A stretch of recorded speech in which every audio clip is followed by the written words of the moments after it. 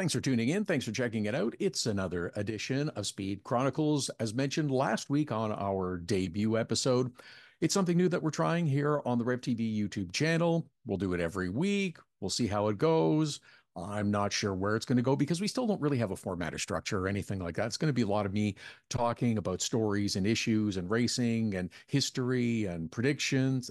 Predictions is such a funny word. I don't want to use that word. I would rather, as opposed to making predictions, try to look knowledgeably at issues into the future and see where I see things going. I think maybe that's kind of a better way to look at it as opposed to predictions. It's not so much results oriented, this podcast show, happening video experience where we're really not sure what we're going to call it yet. But anyhow, it's Speed Chronicles. That's what it's called. You can follow on the Rev TV or my personal social accounts at Todd Lewis Sports, at Rev TV on X and on Instagram.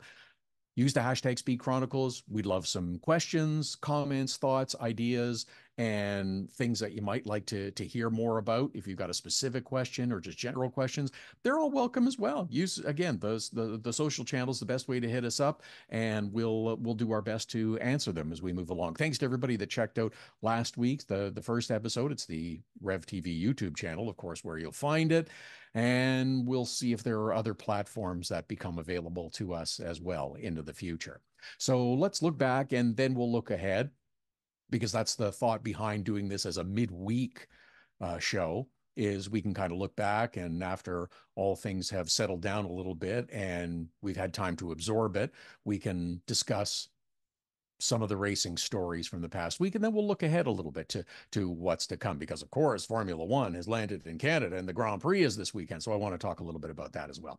So dealing first of all with last weekend, this was one of those weekends where I had a personal conflict in terms of it was impossible to be in two places at once.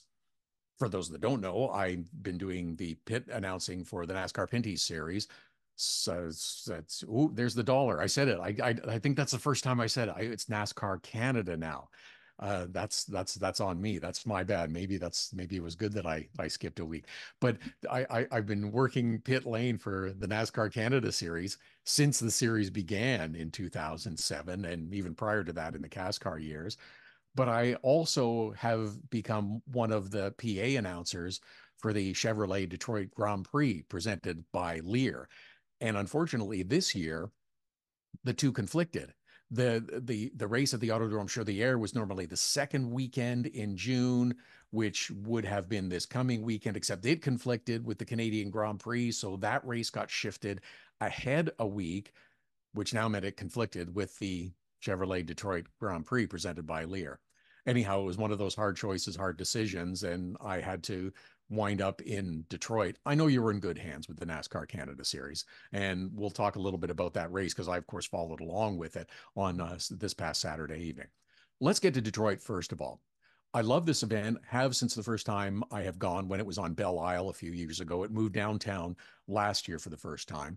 Love this event because it is so well organized. It's the Penske group that runs this particular event. Everything they have a standard to which they achieve everything. This is the level that they want to work at. Michael Montre, Bud Denker, everyone involved with the Chevrolet Detroit Grand Prix presented by Lear. Merrill Kane was my contact, and that's who hired me. And it's a tremendously run event. Imagine the logistics of shifting it to a downtown city street after being out on Belle Isle, significant last year. They learned some things, did some things a little bit differently this year. The victory podium, let me tell you, was super cool. If you're on the socials and go to my there's a cool picture of me who's doing the selfie with the pit lane behind him, because that's where the victory podium was. It was raised, I don't know, 20, 30 feet above pit lane, right at pit exit. It was really cool. Makes for a great visual, great shot. And they invited fans to come down for the victory podium celebrations after the IMSA race and after the IndyCar race as well. Super cool. Really, really enjoyed it. Loved it. Great event, well organized. Volunteers there are wonderful. The one quick story is, after leaving the event, it was, as you can imagine, because you're closing the main thoroughfare of Jefferson, that the traffic empties out onto. It takes a lot of time to empty out parking garages that are in the area where I happen to be parked for the weekend. So we're waiting in line, and 10, 15 minutes goes by, and then my line starts to move outside of the parking garage. And there are volunteers there working and directing traffic. And they're saying to me and everyone else as they pass by, thank you for coming. Appreciate your patience. Thanks for drive safely. I love this. Just that positive attitude and approach was really, really very cool. I know the race has taken a lot of crap in the last couple of days because it was a bit of a bangity bang crash fest, crashy cars, whatever you want to use as a descriptor. It was. Part of it was self-inflicted, I'll say. The other part of it had to do with the rain shower that went through and drivers deciding I'll stay out on slicks or no, I'm coming in for rain tires and the drama that ensued there. It is. It's a very tight track. But we saw last year that you were able to pass in corner number 3. Some people passed in corner number 8.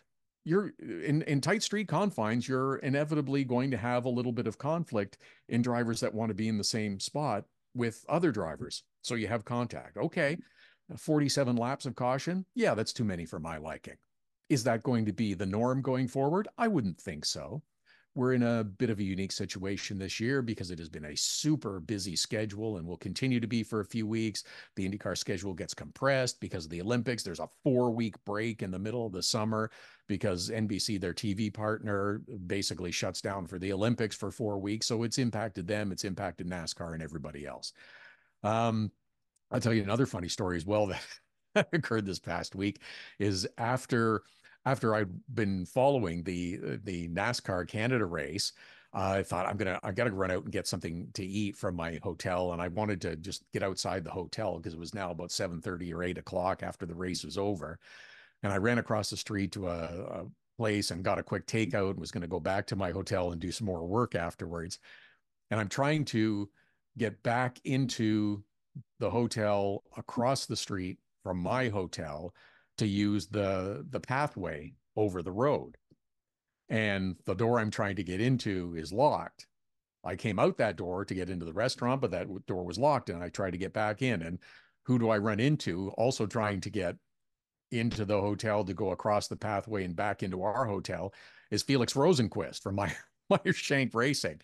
So we both helped each other find our way, navigate our way through, up the escalators, across the pathway over Jefferson Avenue, back into our hotel in the Marriott, and find our way back to our rooms. And we got a good giggle about it when I saw him during driver introductions the next day as well. I was like, hey, nice to see you again. So it was nice to help out a fellow driver. I thought the IMSA racing was great. They also had some bangity bang in terms of bumping and nudging into each other.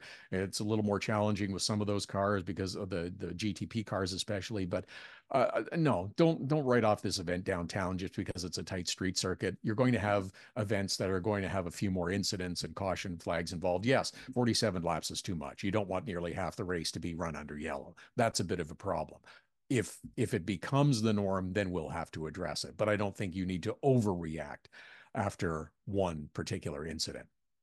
Also overreacting on social media, fans of Augustine Canapino, who by all accounts seems to be a pretty nice guy. The couple of times I've talked to him and interacted with him, but apparently the fans on social media didn't care for the contact Theo Porcher had with Canapino and the horrendous and horrific things that were said on social media, death threats and the like.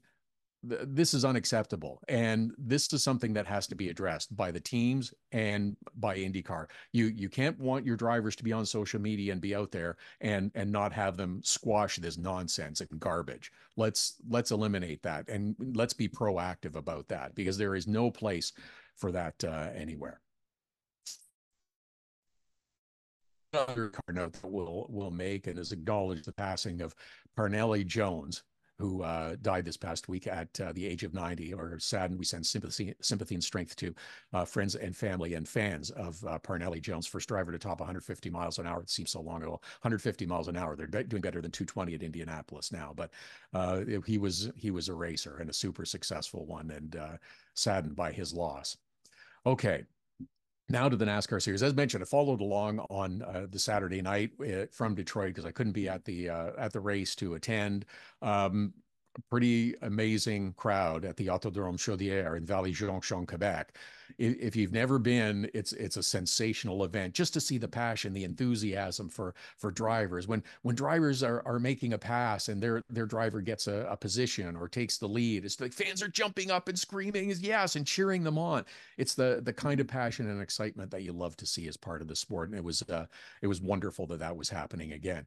Good on NASCAR Canada drivers, did the final 130 under green right after the mid-race break for fuel, tires, and everything.